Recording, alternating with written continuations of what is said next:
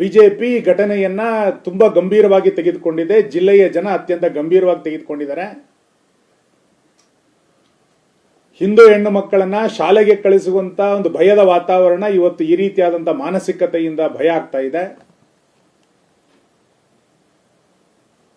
ಯಾವುದೇ ಒತ್ತಡಕ್ಕೆ ಮಣಿಯದೆ, ಯಾವುದೇ ಹಿಂಜರಿಕೆಯನ್ನು ಮಾಡಿಕೊಳ್ಳದೆ, ಎಲ್ಲ ಆಯಾಮಗಳಲ್ಲಿ ಇದರ ಸಮಗ್ರವಾದಂತಹ ತನಿಖೆಯನ್ನು ಮಾಡಬೇಕು ಅನ್ನೋದನ್ನು ನಾನು ಆಗ್ರಹಿಸ್ತೇನೆ. ಬಹಳ ಆಶ್ಚರ್ಯ ಮತ್ತು ದುರ್ದೈವ ಅಂತಂದ್ರೆ, ಇವತ್ತಿನ ಸಿದ್ದರಾಮಯ್ಯ ಸರ್ಕಾರಕ್ಕೆ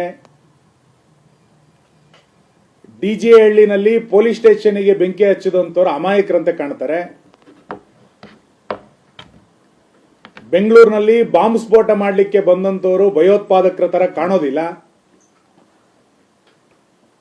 ವಿಡಿಯೋ ಪ್ರಕರಣ ಇದು ತಮಾಷೆ ಅಂತೇಳಿ ಸರ್ಕಾರ ಇದನ್ನು ಪರಿಗಣಿಸುತ್ತೆ. ಇವೆಲ್ಲವೂ ಕೂಡ ಅತ್ಯಂತ ಹಗುರವಾಗಿ ಪರಿಗಣಿಸುವಂತ ಸರ್ಕಾರ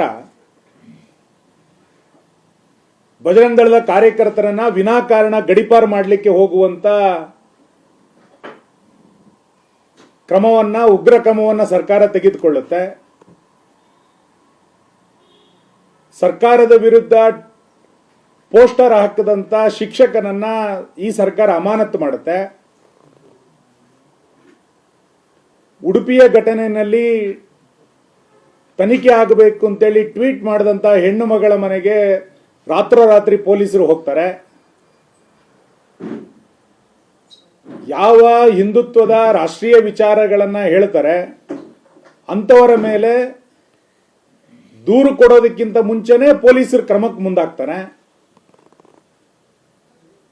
ಆದರೆ ಇವತ್ತಿನ ಉಡುಪಿಯ ಘಟನೆ ಇರಬಹುದು, ಡಿಜೆಹಳ್ಳಿಯ ಘಟನೆಯಲ್ಲಿ ಸರ್ಕಾರ ಮೌನ ವಹಿಸುತ್ತೆ ಅಂತಂದ್ರೆ ಸರ್ಕಾರದ ಉದ್ದೇಶ ಏನು ಅನ್ನುವಂಥದ್ದು ಇವತ್ತು ಸ್ಪಷ್ಟ ಆಗ್ತಾ ಇದೆ.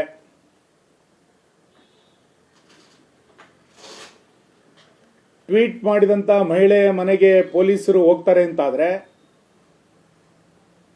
ಚಿತ್ರೀಕರಣ ಮಾಡಿದಂತ ವಿದ್ಯಾರ್ಥಿನಿಯರ ಮನೆಗೆ ಯಾಕೆ ಪೊಲೀಸರು ಹೋಗಲಿಲ್ಲ? ವೀರಾವೇಶದ ಭಾಷಣ ಮಾಡುವಂತ ಸಿದ್ದರಾಮಯ್ಯನವರ ತಾಕತ್ತು ಆ ವಿದ್ಯಾರ್ಥಿನಿಯರ ಮನೆಗೆ ಹೋಗ್ಲಿಕ್ಕೆ ಆಗ್ತಾ ಇಲ್ವಾ? ಇವತ್ತು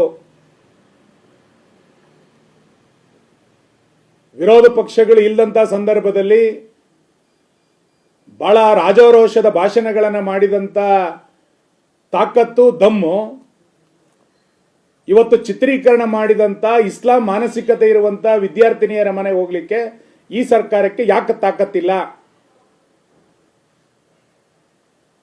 ಪ್ರಕರಣ ದಾಖಲೆ ಮಾಡಲಿಕ್ಕೆ 8 ದಿನಗಳ ಕಾಲ ಯಾಕೆ ತೆಗೆದುಕೊಂಡ್ರು? ಇವತ್ತು ಪ್ರತಿಭಟನೆ ನಿನ್ನೆ, ಇವತ್ತು, ನಾಳೆ ಮುಂದುವರಿತಾ ಇದೆ. ಮೊಬೈಲ್ಗಳು ಎಕ್ಸ್ಚೇಂಜ್ ಆಗಿದೆ ಎನ್ನುವಂತ ಆರೋಪಗಳು ಕೇಳಿ ಬರ್ತಾ ಇದೆ. ತಕ್ಷಣ ಇದಕ್ಕೊಂದು ಸಮಗ್ರವಾದಂತಹ ತನಿಖೆಗೆ ಸರ್ಕಾರ ಸಿದ್ಧತೆಯನ್ನು ಮಾಡಿಕೊಳ್ಬೇಕು.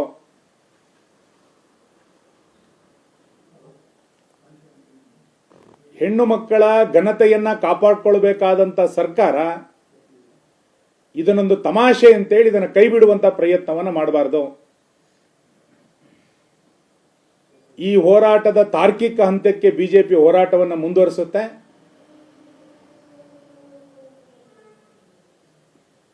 ಯಾವುದೋ ಒತ್ತಡಕ್ಕೆ ಮಣಿದು ಪೊಲೀಸ್ ಇಲಾಖೆ ಪರೋಕ್ಷವಾಗಿ ಇದರ ಮೌನವನ್ನು ವಹಿಸಿದ್ರೆ ಮುಂದಿನ ದಿನಗಳು ನಮ್ಮ 2 ಜಿಲ್ಲೆಗಳು ಮತ್ತೆ ಅಪಾಯದ ತುತ್ತಿಗೆ ಸಿಲುಕುತ್ತೆ ಎನ್ನುವಂಥದ್ದನ್ನು ಕೂಡ ನಾನು ಪೊಲೀಸ್ ಇಲಾಖೆಗೂ ಕೂಡ ಎಚ್ಚರಿಕೆಯನ್ನು ಕೊಡ್ತೇನೆ. ಹಾಗಾಗಿ ಈ ಘಟನೆಯನ್ನ ಹಗುರವಾಗಿ ತೆಗೆದುಕೊಳ್ಳದೆ, ಒತ್ತಡಕ್ಕೆ ಮಣಿಯದೆ, ಇದರ ಹಿಂದೆ ಇರಬಹುದಾದಂತ ಎಲ್ಲ ಶಕ್ತಿಗಳನ್ನ ಸರ್ಕಾರ ಪತ್ತೆ ಹಚ್ಚಬೇಕು. ಮೊಬೈಲ್ಗಳು ಇದರಿಂದ ಯಾರ್ಯಾರ್ದು ಬಳಕೆ ಆಗಿದೆ, ಯಾರ್ಯಾರು ಇದರ ಹಿಂದೆ ಇದ್ದಾರೆ ಅನ್ನುವಂತ ಸಂಪರ್ಕಕ್ಕೆ ಬರಬಹುದಾದಂತ ಎಲ್ಲ ವ್ಯಕ್ತಿಗಳನ್ನ ವಿಚಾರಣೆಗೆ ಒಳಪಡಿಸಬೇಕು ಅಂತೇಳಿ ನಾನು ಆಗ್ರಹವನ್ನು ಮಾಡ್ತೇನೆ. ಈ ಪ್ರಕರಣ ಮುಚ್ಚಾಕುವಂತ ಅನುಮಾನ ಸಹಜ ಅಲ್ಲ. 8 ದಿನಗಳ ನಂತರ FIR ಮಾಡ್ತಾರೆ. ಇದೊಂದು ಪ್ರಕರಣ, ಇದು ತಮಾಷೆ, ಇದನ್ನ ಗಂಭೀರವಾಗಿ ತೆಗೆದುಕೊಳ್ಳೋ ಅಗತ್ಯ ಇಲ್ಲ ಅಂತೇಳಿ ಸ್ವತಃ ಗೃಹ ಸಚಿವರು ಹೇಳ್ತಾರೆ ಅಂತಂದ್ರೆ ಈ ಪ್ರಕರಣ ಮುಚ್ಚಿ ಆಗ್ತಲೇ ಇರೋದು ಇನ್ನೇನಿದೆ? ಟ್ವೀಟ್ ಮಾಡಿರುವಂಥ ಮಹಿಳೆಯ ಮನೆಗೆ 24 ಗಂಟೆ ಒಳಗೆ ಹೋಗ್ತಾರೆ, ರೆಕಾರ್ಡ್ ಮಾಡಿದಂಥ ವಿದ್ಯಾರ್ಥಿನಿಯರನ್ನ ಇನ್ನೂ ವಶಕ್ಕೆ ತೆಗೆದುಕೊಂಡಿಲ್ಲ ಅಂತಂದ್ರೆ ಏನಾಗಾರೆ? ಇದರಿಂದ ಉದ್ದೇಶ ಏನಾಗಾರೆ? ಟ್ವೀಟ್ ಬಹಳ ದೊಡ್ಡ ಅಪರಾಧನೋ, ರೆಕಾರ್ಡ್ ಮಾಡಿದ್ದು ಬಹಳ ದೊಡ್ಡ ಅಪರಾಧನೋ? ಯಾವುದು ಇವತ್ತು ಪೊಲೀಸರಿಗೆ ಆದ್ಯತೆ, ಯಾವುದು ಸರ್ಕಾರಕ್ಕೆ ಆದ್ಯತೆ? ಸರ್, ಈಗ ಫೇಕ್ ನ್ಯೂಸ್ ಅಂತ ಗೃಹ ಸಚಿವರು ಹೇಳಿದ್ರು ಸರ್. ಅದನ್ನ ರಶ್ಮಿ ಅವರು ಈ ವಿಚಾರ ಪ್ರಸ್ತಾಪ ಮಾಡಿದಾಗ ಇದೊಂದು ಫೇಕ್ ನ್ಯೂಸ್, ಸುಮ್ಮನೆ ಬಿಡಿ ಅಂತ ಹೇಳಿದ್ರು ಸರ್. ಸಣ್ಣ ವಿಷಯ ಕೂಡ ನಾನು ಅದನ್ನೇ ಹೇಳಿದ್ದು, ಭಯೋತ್ಪಾದಕರನ್ನ ಭಯೋತ್ಪಾದಕರು ಅಂತ ಕರೆಯುವಂತ ಪರಿಸ್ಥಿತಿ ಇವತ್ತು ಗೃಹ ಸಚಿವರಿಗಿಲ್ಲ. ಡಿಜೆಹಳ್ಳಿ ಘಟನೆಯಲ್ಲಿ ಪೊಲೀಸ್ ಸ್ಟೇಷನ್ ಬೆಂಕಿ ಹಚ್ಚುವಂಥವ್ರನ್ನ ಅಮಾಯಕರು ಅಂತೇಳಿ ಪರೋಕ್ಷವಾಗಿ ಹೇಳಲಿಕ್ಕೆ ಹೊರಟಿದ್ದಾರೆ. ಈ ಘಟನೆಯನ್ನ ತಮಾಷೆ ಅಂತೇಳಿ ಸರ್ಕಾರ ಹೇಳುತ್ತೆ ಅಂತಂದ್ರೆ ಏನು ಸರ್ಕಾರದ ಆದ್ಯತೆ, ಸರ್ಕಾರದ ಉದ್ದೇಶ? ಯಾರನ್ನ ರಕ್ಷಣೆ ಮಾಡ್ಲಿಕ್ಕೆ ಹೊರಟಿದ್ದೀರಿ ಅಂತ? ಇದರಲ್ಲಿ ಯಾರನ್ನ ರಕ್ಷಣೆ ಮಾಡ್ಲಿಕ್ಕೆ ಹೊರಟಿದೆ? ಸರ್ಕಾರದ ಉದ್ದೇಶ ಏನಿದೆ?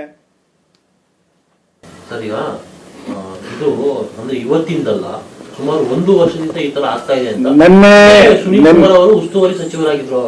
ಅವಾಗ ಏನ್ ಘಟನೆಗೆ ನೋಡಿ, ಘಟನೆಯ ಪ್ರಕರಣ ಬಂದಿದ್ದು ಮೊನ್ನೆ ಜುಲೈ 18ನೇ ತಾರೀಕು. ಅದಕ್ಕಿಂತ ಮುಂಚೆ ಏನಾಗಿದೆ ಅಂತ ನಮಗೂ ಯಾರಿಗೂ ಗೊತ್ತಿಲ್ಲ, ಯಾವುದೇ ವಿದ್ಯಾರ್ಥಿನಿಯರು ಕೂಡ ಹೇಳಿಲ್ಲ.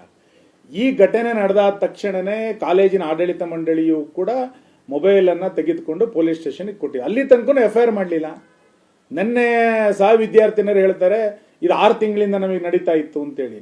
ಇಷ್ಟಾದ ನಂತರವೂ ಕೂಡ ವಿದ್ಯಾರ್ಥಿನಿಯರನ್ನ ಮನೆಗೆ ಹೋಗೋದಿಲ್ಲ, ಪೊಲೀಸರು ವಶಕ್ಕೆ ತೆಗೆದುಕೊಳ್ಳೋದಿಲ್ಲ ಅಂದ್ರೆ ಏನರ್ಥ? ಘಟನೆ ಯಾರ ಕಾಲದಲ್ಲಿ ಆಗಿದೆ, ಯಾವಾಗ ಆಗಿದೆ ಅಂತಲ್ಲ, ಗೊತ್ತಾದ ನಂತರ ಏನು ಆಕ್ಷನ್ ಆಗಿದೆ, ಇದು ಭಾರಿ ಇಂಪಾರ್ಟೆಂಟ್. ಗೊತ್ತಾದ ನಂತರ ಯಾಕೆ 8 ದಿನಗಳ ಕಾಲ, ಯಾಕೆ ಇವತ್ತಿಗೂ ಯಾಕೆ ಗೃಹ ಸಚಿವರು ಮೌನವಾಗಿದ್ದಾರೆ, ಅಥವಾ ಸರ್ಕಾರ ಯಾಕೆ ಮೌನವಾಗಿದೆ?